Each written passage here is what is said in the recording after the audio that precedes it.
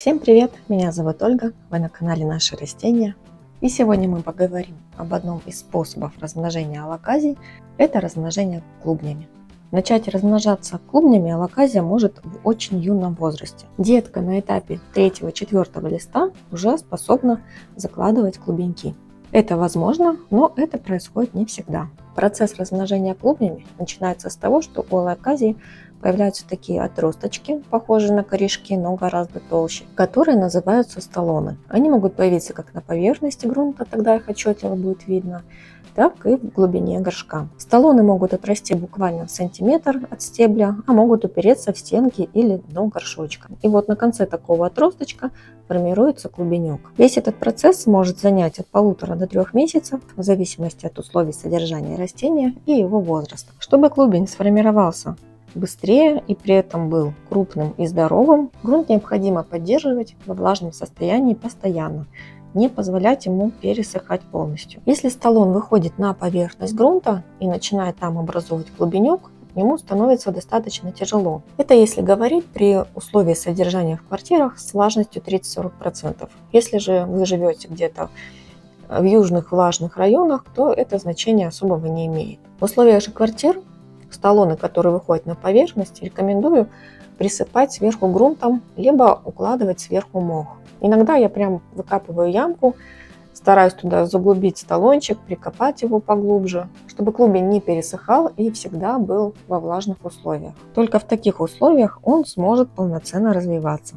Когда клубень стал размером с горошину и больше, его можно снимать с растения. Тот самый столон, который соединял материнское растение с клубнем, просто обрезается ножницами или ножичком, и клубень уже становится полностью самостоятельным. Хранить клубень также необходимо во влажной среде. Ни в коем случае не оставляйте его просто лежать где-то на столе, иначе он просто высохнет буквально за сутки. Итак, клубень мы сняли, теперь необходимо его прорастить. Когда вы подготовили необходимую смесь, поместите в нее клубень срезом вниз. Для проращивания клубня очень важно соблюдать два условия.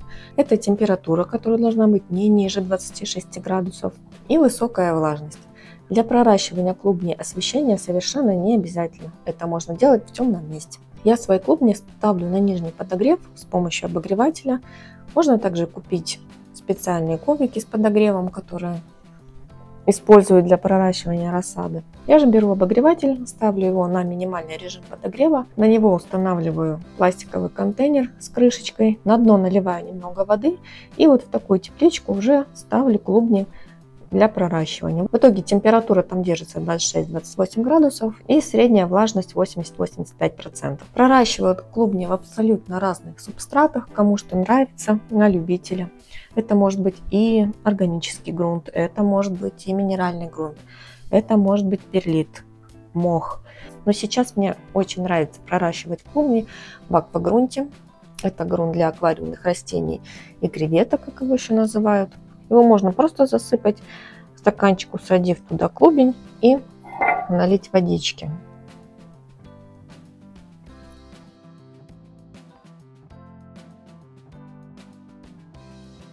Аквагрунт впитывает в себя эту воду, становится полностью сам влажным и поддерживает во влажном состоянии клубеньки. Очень важно определиться с калибром этого грунта, потому что я первый раз купила аквагрунт, он такой мелкий, но вот мне он не очень понравился. Во-первых, он очень плохо пропускает воду.